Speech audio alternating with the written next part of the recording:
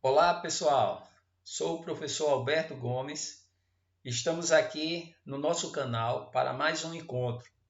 Lembrando que este canal irá sempre trazer toda semana o conhecimento da química de forma mais facilitada e descomplicada. Então, inscreva-se no canal e ative as notificações para ficarem atualizados de tudo que acontece no canal. Quero agradecer a todos que participaram da nossa live sobre o estudo do átomo. Foi um momento incrível e inesquecível. O vídeo da live no canal já tem mais de 100 visualizações. Este é o fruto do nosso trabalho e da participação de todos vocês. Muito obrigado mesmo. Iremos hoje trabalhar a resolução de algumas questões da lista de exercícios que eu coloquei no dia da live, na descrição da live, né? Um link que vocês acessam esse material em PDF. Né? Coloquei algumas questões para vocês trabalharem o que a gente discutiu na live, certo? E falei que iria, né, gravar um vídeo, né, que é o que eu estou fazendo, da resolução de algumas questões que estão naquela lista, ok? Então, assim, espero que todos estejam bem acomodados, preparados, com o material para fazer as anotações, certo? Que isso é importante para consolidar o que estamos fazendo, o nosso conhecimento. Ok, pessoal? Então vamos agora para a resolução, né, de algumas questões que eu selecionei para vocês.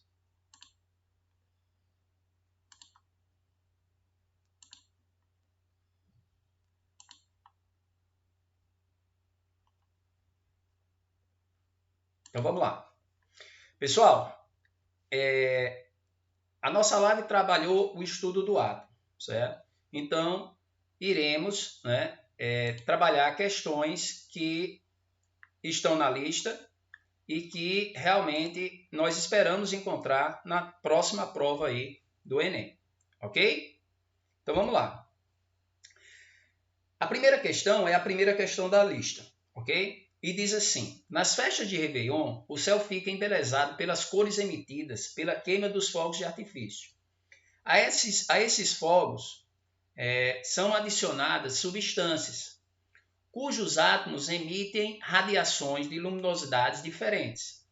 Considerando uma explicação para a observação das cores na queima dos fogos de artifício, por meio dos modelos atômicos propostos no início do século XX, marque a alternativa incorreta. Então, a questão traz a análise do fenômeno que é observado nos fogos de artifício, nos shows pirotécnicos, aquelas diferentes colorações que nós observamos na queima dos fogos de artifício.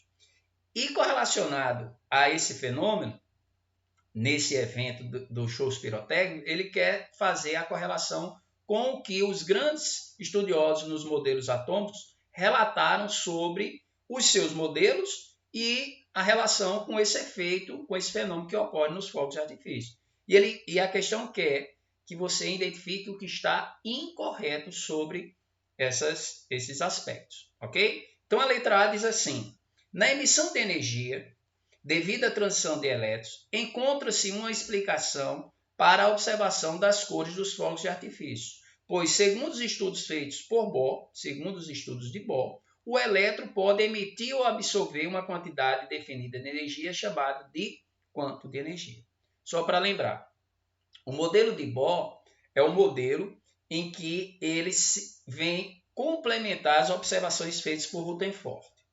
Rutherford, ele afirma que o átomo é dividido em duas regiões, uma central, muito pequena, cerca de 10 mil a 100 mil vezes menor do que todo o volume do átomo, que é onde estão encontradas as partículas positivas, e a região periférica, que é denominada de eletrosfera, a região onde vão ser encontrados os elétrons, as partículas negativas, onde esses elétrons, segundo Rutherford, giram em torno do núcleo em órbitas circulares. Bohr vem avaliar esse comportamento dos elétrons, já que Rutherford não soube, né, fazer explicações sobre tal comportamento. Então, baseado em estudos feitos por Max Planck, correlacionado à quantidade de energia, o quanto de energia, Bohr vem justificar que os elétrons realmente giram em torno do núcleo, sendo que cada elétron gira em um nível ou camada eletrônica específica, baseada na quantidade de energia que ele possui, certo? E que ele pode sim mudar, né, de nível, de região, sendo que essa mudança não é espontânea, né? Espontaneamente o elétron não pode se mover dentro da eletrosfera, de um nível para outro, de menor energia para maior energia. Isso é possível quando ele absorve energia por um fator externo. No caso dos fogos de artifício, na queima da pólvora, as substâncias de sais metálicos absorvem essa energia e os elétrons desses metais que formam esses sais vão saltar de níveis mais internos, de menor energia, para níveis mais externos, de maior energia. Quanto mais próximo do núcleo, menor energia. Quanto mais distante do núcleo, maior energia. Ok? Então, isso é possível quando se absorve energia. E ao retornar do de maior para o de menor, ele emite essa energia em forma de ondas eletromagnéticas, que dependendo da quantidade de energia, do nível desse chamado salto quântico, essa energia pode ser visível ou não. No caso dos fogos de artifício, aquelas diferentes colorações que a gente observa é o retorno dos elétrons para os níveis de origem de menor energia. Então, no caso, a afirmação 1 está correta, corresponde sim ao que Bohr se referiu ao comportamento dos elétrons e à sua movimentação dentro da eletrosfera. Letra B. Os estudos realizados por Thomson, assim como o modelo atômico proposto por ele, reconhecem a natureza elétrica da matéria e explicam a eletrização por atrito, a corrente elétrica, a formação dos íons e as descargas elétricas em gases. Contudo, o modelo não explica as cores observadas na queima dos fogos de artifício. Só para lembrar, pessoal, a gente falou isso na nossa live. O modelo de Thomson é o segundo após a primeira teoria atômica, né? Já no século XIX, que é o modelo de Dalton. Dalton, ele traz a discussão da estrutura do átomo, que foi discutida inicialmente lá na Grécia Antiga, onde dois grandes filósofos gregos, o Leucipo e Demócrito, definem o que é átomo, a menor partícula indivisível da matéria. Então, para os filósofos gregos, se eu pego uma certa porção de matéria e divido em porções cada vez menores, eu vou chegar numa porção que não dá para dividir, que foi denominado átomo. Não, tomo e divisível, ou que não dá mais para ser particulado, dividido. Ok? Dalton, em 1800, mais ou menos, início do século XIX, ele traz novamente a discussão da estrutura do átomo. E para ele o átomo é uma esfera maciça, indivisível e indestrutível, que não pode ser criada nem dividida. É o modelo da bola de bilhar. Thomson vem na sequência. Thomson, analisando experimentos de outros grandes cientistas, baseados principalmente na ampola de Crookes, nos raios catódicos, que demonstravam um feixe, né, que era deslocado dentro desse tubo, ele afirma a partir dali que a matéria não é mais contínua, e sim particulada. É quando surge, né, a denominação de partículas elétricas. No caso, partículas eletricamente carregadas negativamente, que são os elétrons. Né? Então, o modelo de Thomson, conhecido como modelo do pudim de passas, considera o átomo positivo recheado de cargas negativas, onde o somatório das cargas tem que ser zero, nulo. Né? Então, o experimento de Rutherford, de Thomson, traz, né, pela primeira vez a ideia de que a matéria é particulada. É onde surge a denominação elétron, cargas elétricas negativas, os elétrons. Né? Mas, até então, né, não se sabia o comportamento desses elétrons. Então, houve toda a importância do modelo de Thomson à época, né, mas ele não... Né? Contudo, o modelo não explica as cores observadas naquele dos fogos de artifício, como a afirmativa está relatando. Então, a letra B está correta também. Letra C. Os estudos realizados por Dalton, acabei de falar, assim como o modelo atômico proposto por ele, contribuíram para resgatar as ideias sobre o átomo, ao proporem que átomos diferentes possuem diferentes pesos. No entanto, o peso atômico não é o responsável pela exibição das cores quando da queima dos fogos de artifício. Já nos referimos sobre o que justifica, né, os saltos quânticos, a emissão dessa luminosidade. Então, o peso do átomo, que foi uma contribuição maravilhosa até para o estudo dos cálculos químicos, feito por Dalton, realmente não justifica os saltos quânticos, né? Mas foi uma boa contribuição, uma ótima contribuição, né? Onde ele diz que cada átomo tem suas características próprias, né? E se estão com características diferentes, são átomos de elementos químicos diferentes, né? Então, a afirmativa C, corretíssima. Letra D. De acordo com o modelo de Rutherford-Bohr, as cores produzidas na queima dos fogos são as emissões de energia na forma de luz, beleza? Essa emissão de energia ocorre quando os elétrons excitados dos íons metálicos presentes nos fogos retornam para os níveis de maior energia. O erro está nesse finalzinho aí. Quando os elétrons retornam de um nível de maior para um nível de menor, é quando eles emitem. O que está errado é quando eles retornam para os níveis de maior. Não, não é de maior, é de menor. Eles saltam de um menor para um maior, quando eles absorvem energia externa, e retornam. Então, quando há combustão, a queima da pólvora, há uma doação de energia. Aí os elétrons saltam de um nível menor para um nível maior. E quando eles retornam para um nível de menor energia, aí eles emitem essa radiação. Então, das 4 afirmações, a única incorreta é a letra D. Beleza, pessoal? Show de bola? Tranquilo. Vamos para a próxima questão. A segunda questão, que também é a segunda questão da lista, diz assim: considere as seguintes afirmativas sobre o modelo atômico de Rutherford. O modelo atômico de Rutherford é também conhecido como modelo planetário do átomo. Acabei de falar, né? O segundo Rutherford, a partir do experimento, né, o famoso experimento de Rutherford, em que ele bombardeia uma fina lâmina de ouro com partículas alfa, emitidas pelo elemento polônio, onde Rutherford já era um bom conhecedor dessas partículas alfa, eram partículas de carga positiva. Essas partículas entram em contato com a lâmina de ouro e uma grande parte dessas conseguem ultrapassar, e poucas sofrem desvios, o que justifica que na estrutura do átomo existem grandes espaços vazios, que Rutherford denominou de eletrosfera, região onde vão ser encontrados os elétrons, e os pequenos desvios foi justificado pela região onde as partículas alfa se chocam com partículas também positivas. Partículas iguais sofrem repulsão. Então, essa região muito pequena, pequena por quê? Porque foram poucos os desvios, foi chamada de núcleo, onde estavam as partículas positivas, denominadas de prótons. Então, Rutherford compara o átomo ao modelo planetário, que seria mais ou menos o quê? Comparado ao sistema solar. O núcleo seria a região onde está o Sol, e os elétrons girando em torno do núcleo seria como os planetas que giram em torno do Sol. Daí a denominação modelo planetário ou do sistema solar. Pode ser qualquer uma das duas denominações. Segunda afirmativa. No modelo atômico, considera-se que elétrons de cargas negativas circundam em órbitas ao redor de um núcleo de carga positiva. Verdadeiro. Acabei de fazer referência a isso.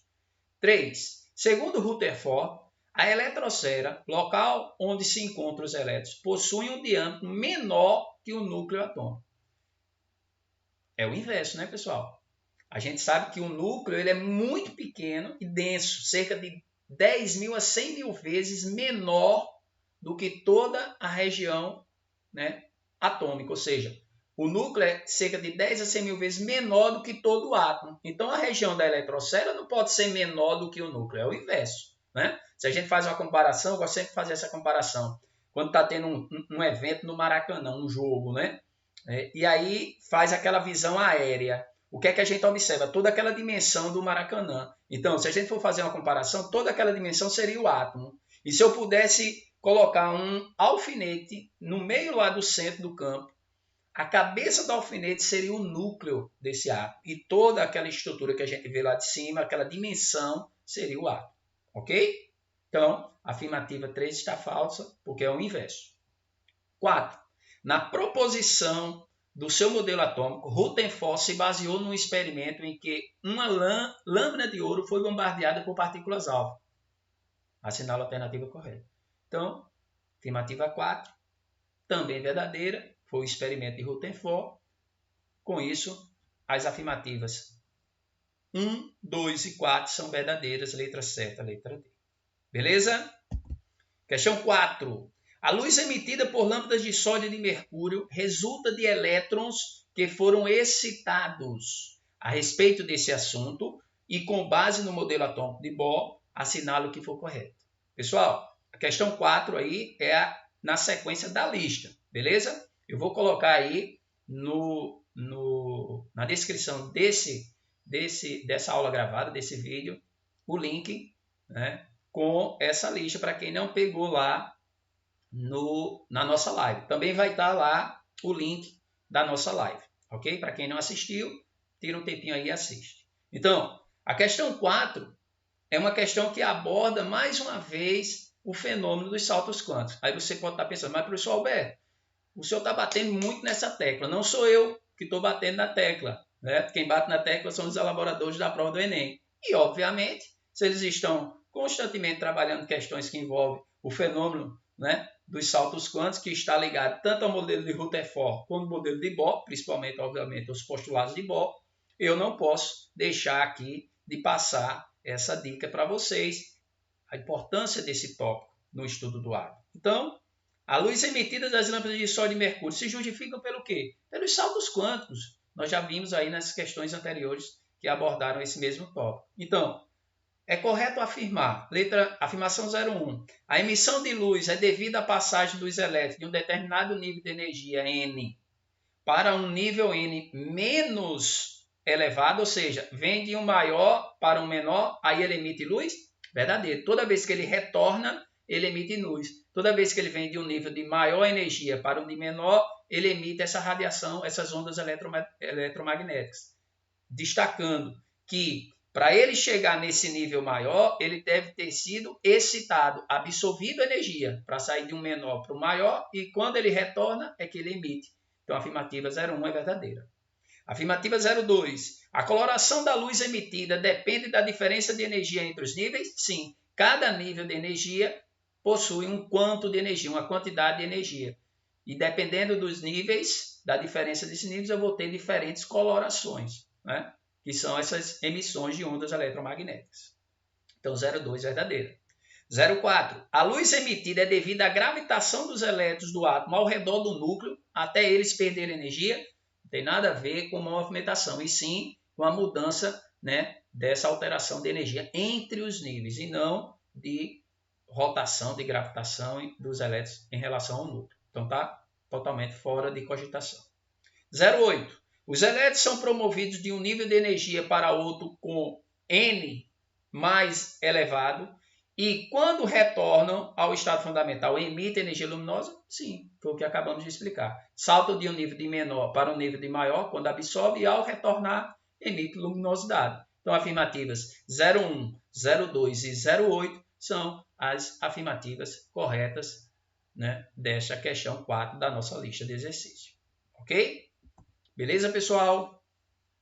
Vamos agora para uma questão que faz referência às partículas fundamentais, né? Que faz referência aos íons, a distribuição desses íons na eletrosfera. Então, a questão 7 da lista diz assim: assinale as afirmativas e verifique se são verdadeiras, V, ou falsas, F, e assinale a alternativa que indique a sequência correta de cima para baixo. Ou seja, ele quer saber a ordem aí de verdadeiro e falso, ok? Primeira afirmativa. Os íons oxigênio 2- é isoeletrônico. O íon oxigênio 2- é isoeletrônico com o íon S2-. Vamos lá, pessoal. O íon oxigênio 2- significa o quê? Se ele é negativo, é porque ele é o quê? Um ânion ou um cátion? Um ânion. Os ânions são íons negativos e os cátions são íons positivos. Lembrando, ânions são espécies químicas que ganham elétron ou elétrons. E cátion são espécies químicas que perdem um ou mais elétrons. Então, ânion ganha elétrons, cátion perde elétrons. Se o ânion ganha elétron ou elétrons, eles estão ganhando partículas negativas. Por isso que os ânions são negativos. Já os cátions estão perdendo elétrons. Se perdem elétrons, vão ficar com mais prótons, carga positiva, do que elétrons. Por isso que os cátions são positivos. Então, se o oxigênio aqui é 2-, é porque ele ganhou 2 elétrons. Esse 8 aqui indica o quê? O número atômico, o número de prótons. Então, o átomo, antes de se transformar em ânion, 2-, ele tinha 8 prótons. Se ele tinha 8 prótons, o número de prótons, enquanto ele é átomo, estado fundamental, eletricamente neutro, indica o quê? Que ele tem 8 prótons no núcleo e 8 elétrons na eletrosfera. Sendo que o ânion aqui ganhou 2 elétrons, por isso que é 2-, é um ânion bivalente. Então, se ele ganha 2 elétrons, ele ficou com quantos elétrons no total? 10 elétrons. Então, o íon oxigênio 2- tem 10 elétrons. Já o íon S2-, que é o ânion chamado ânion sulfeto, o S aqui vem de sulfo, né? O ânion baseado no átomo de enxofre, que tem número atômico 16, indica o quê? Se o átomo, antes de ganhar esses 2 elétrons, tem número atômico 16 e continua, né? Porque o número de prótons não muda, só muda a quantidade de elétrons quando se transforma em ânion. Então, se ele tem número atômico 16, é porque ele, quando era átomo, tinha 16 elétrons. Ganhou mais 2, ficou com quantos? 18. Então, eu não posso afirmar que o íon oxigênio 2- é isoeletrônico. Iso mesmo. Eletrônico é o quê? Elétrons. Mesma quantidade de elétrons na eletrosfera. No caso do oxigênio 2- tem 10. E no caso do enxofre tem quanto? 18. Então, a afirmativa é falsa. Ok? Vamos para o próximo. O íon F2- possui o mesmo número de prótons que o íon F-. Acabei de falar, pessoal. Está aqui, ó. Se são íons, e no caso negativos, são ânions. Ânions são íons que ganharam elétrons. Então, imagine um átomo aqui, flúor, independente do número atômico dele, que não foi dito aqui na questão, né? Independente do número atômico dele, 9, 10, 11, não interessa. Se ele tem X prótons no núcleo, ele vai ter, quando o átomo, X elétrons na eletrosfera, a mesma quantidade de prótons e elétrons, quando são átomos. Quando se transforma em íon, seja ele cátion ou ânion, a quantidade de prótons continua a mesma.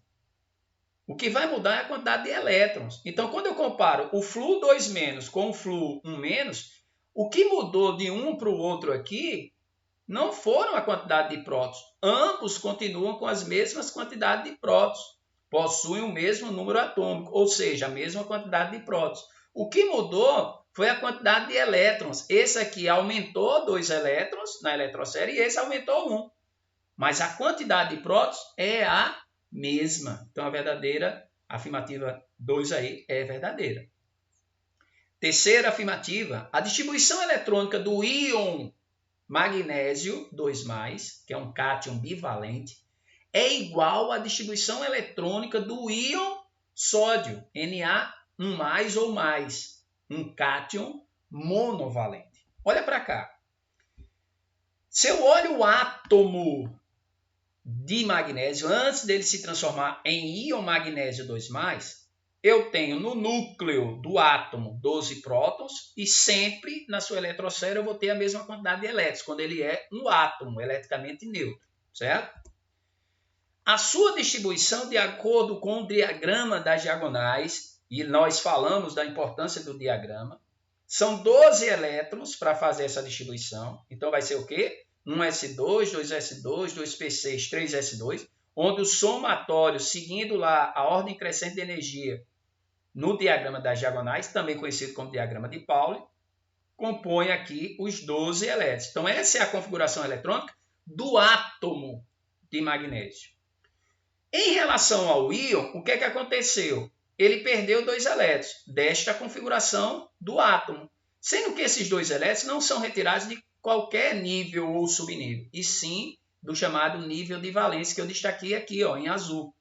Na distribuição eletrônica do átomo de magnésio, o 3s2 é o nível de valência, ou camada de valência, é o maior nível.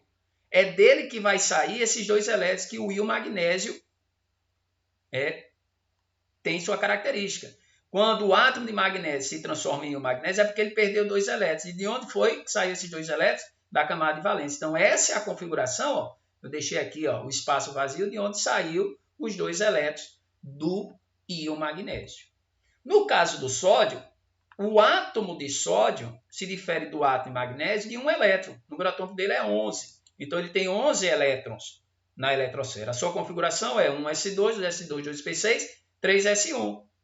Ou seja, o nível de valência do átomo de sódio é 3s1. Ele possui um único elétron na camada de valência. Consequentemente, o íon sódio, ao perder esse elétron, vai ficar com essa configuração. Então, o íon magnésio perdeu 2 elétrons, ficando com a configuração 1s2, 2s2, 2p6. E o íon sódio, ao perder o seu elétron de valência, ficou com a mesma configuração. Então, a distribuição eletrônica do íon magnésio, um cátion bivalente, é igual à distribuição eletrônica do íon sódio, que é um íon monovalente.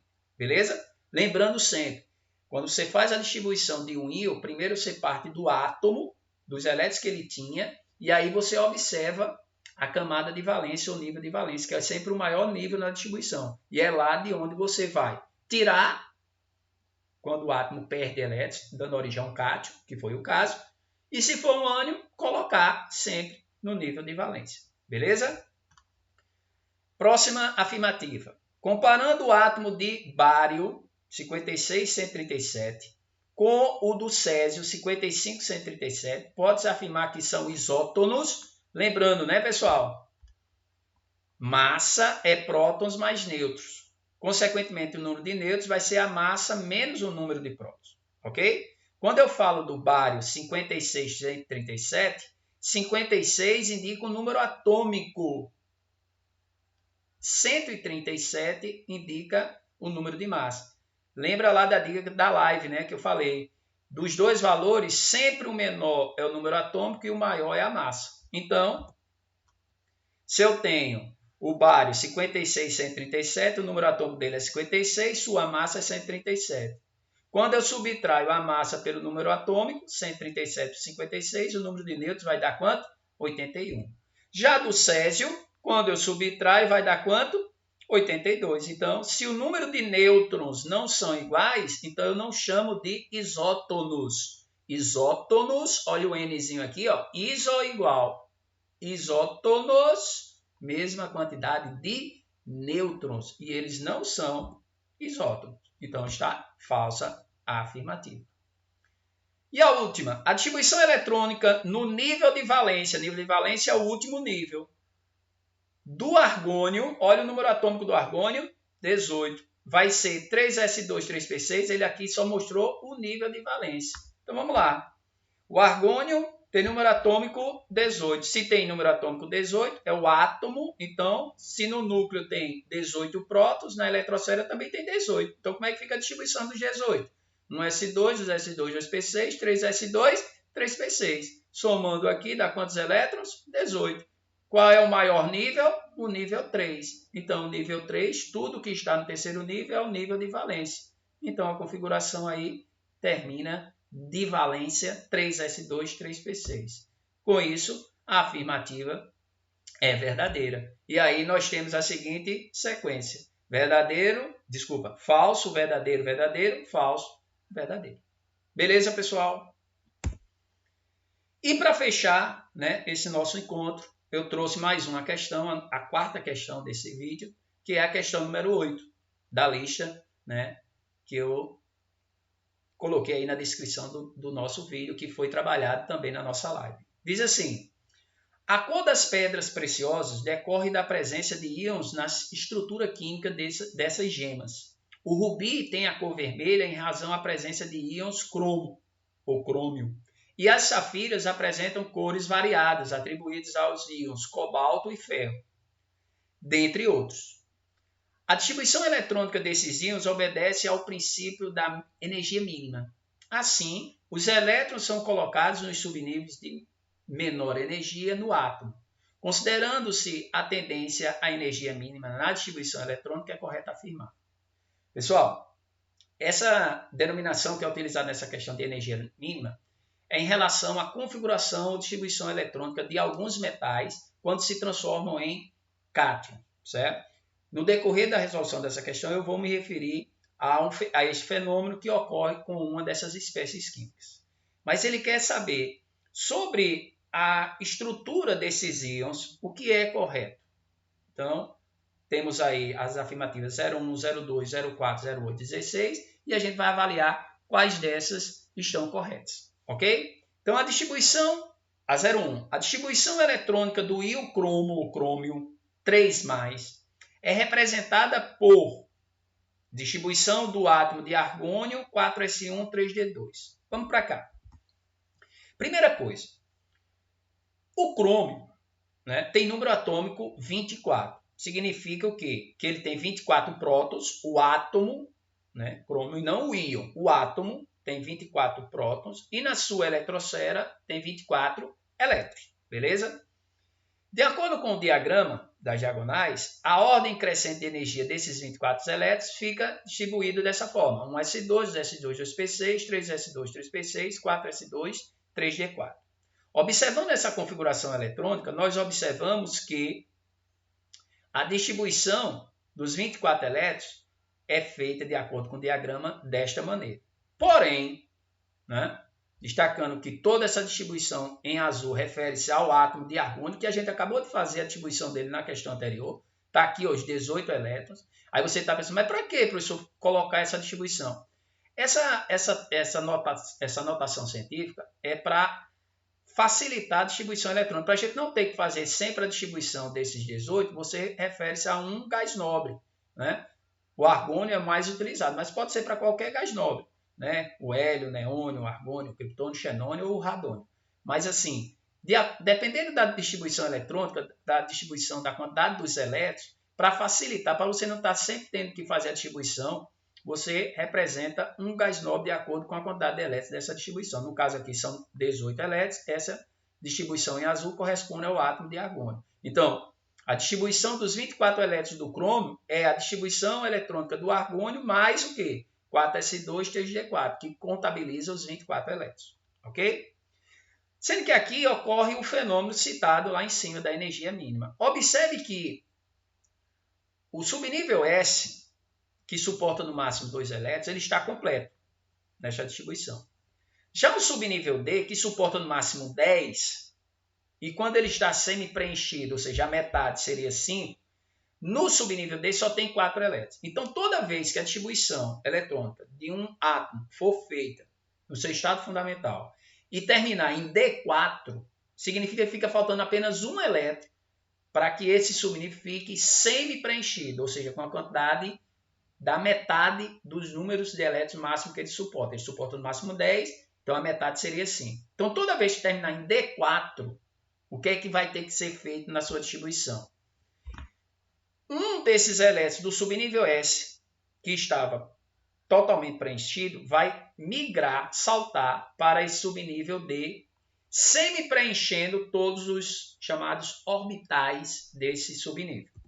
Consequentemente, a configuração correta do átomo de crômio é a distribuição do argônio 4s1, 3d5. 4s1 por quê? Porque dos dois elétrons, um vem para esse subnível D, então fica 4s1, e esse elétron que chega no subnível D fica D5. Então, essa é a configuração mais estável do átomo de crômio. Como nós estamos nos referindo na afirmativa 1 à distribuição do íon crômio, ou seja, do Cr3+, de um cátion trivalente, cátion porque perdeu, trivalente porque perdeu 3 elétrons, então significa o quê? Que do átomo desta configuração mais estável, eu vou ter que tirar 3 elétrons. Pela regra, eu tenho que tirar os elétrons da camada de valência, que no caso aqui é o 4s1, então vai sair esse 4s1.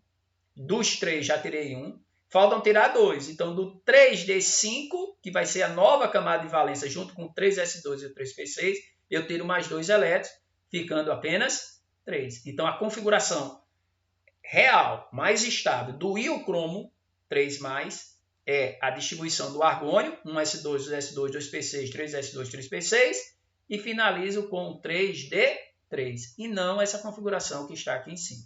Beleza? Então, pessoal, essa Esse fenômeno de configuração mais estável vai acontecer toda vez que você fizer a distribuição de um átomo e terminar em D4, seja qual for, 4s2, 3d4, 5s2, 4d4. Terminou em D4, você pega o elétron anterior do subnível S e joga para ele.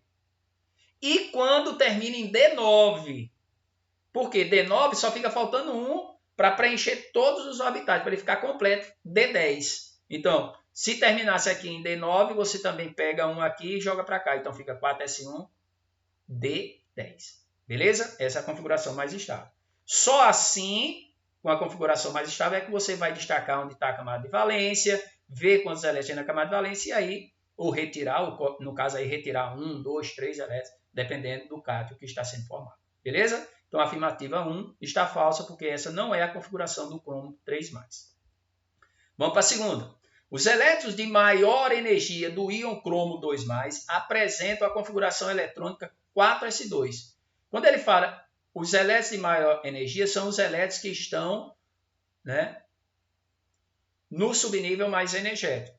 Se a gente pega o cobalto, que tem número atômico 27, então ele tem 27 elétrons. Fazendo a distribuição dos 27, fica 1s2, 2s2, 2p6, 3s2, 3p6, 4s2, 3d7.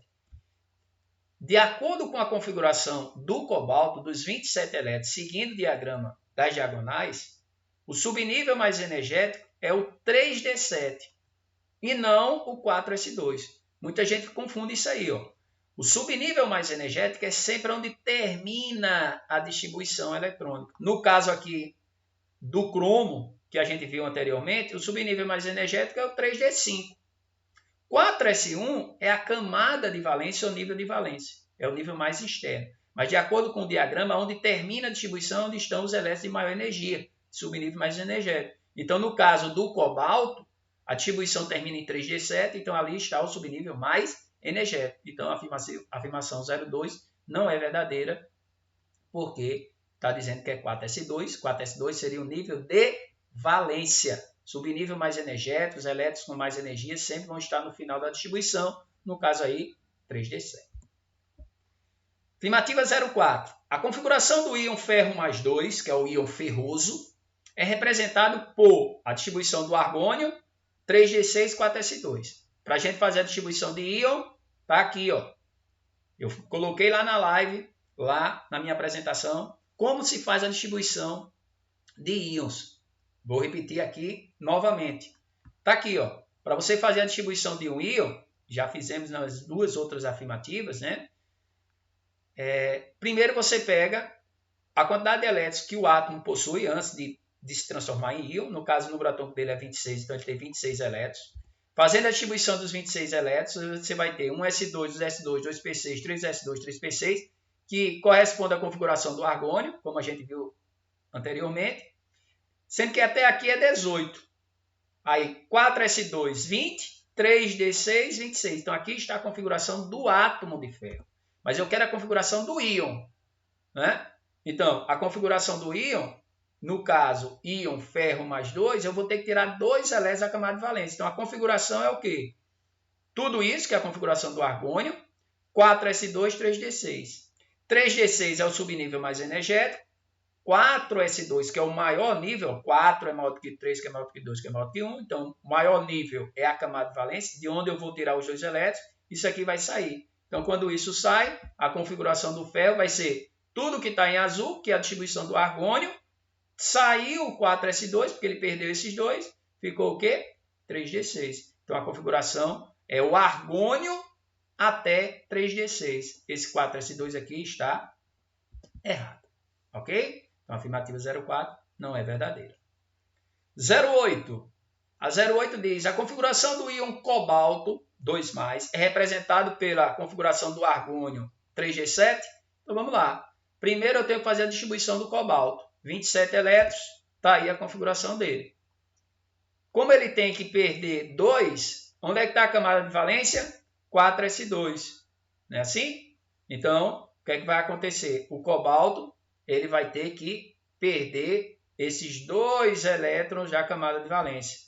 Perdendo esses 2 elétrons da camada de valência, eu vou ficar com a configuração 1s2, 2s2, 2p6, 1s2, 2s2, 2p6, 3s2, 3p6, saiu a camada de valência, ficou 3d7. Então, é o argônio 3d7. Então, afirmativa 08, verdadeira. E, por fim, configuração do ferro. A configuração eletrônica da camada de valência, aqui sim, do átomo de ferro, é representada por 4s2. Se o ferro tem 26 elétrons, a gente já fez a configuração dele, está aí representada. O nível de valência é o maior nível, 4s2. Então, afirmativas verdadeiras dessas 5 aí, 01, 02, 04, 08 e 16, são apenas as 08 e 16. Então, pessoal, com isso concluímos a resolução destas questões, né, que foram algumas questões da lista. Quem tiver dúvidas em outras questões que não foram debatidas aqui nesse momento, pode mandar um e-mail, tá aí o e-mail quimicaalbertogomes@gmail.com, né? E espero que vocês tenham gostado desse nosso novo momento aqui de encontro e de alguma forma eu possa estar contribuindo, né, com a formação de vocês no estudo da química e tranquilizando, né, para a prova, né, do Enem, porque o canal tem essa função, né, trazer o conteúdo de química e fazer com que a química aqui seja descomplicada. Beleza? Valeu a todos, muito obrigado e até a próxima.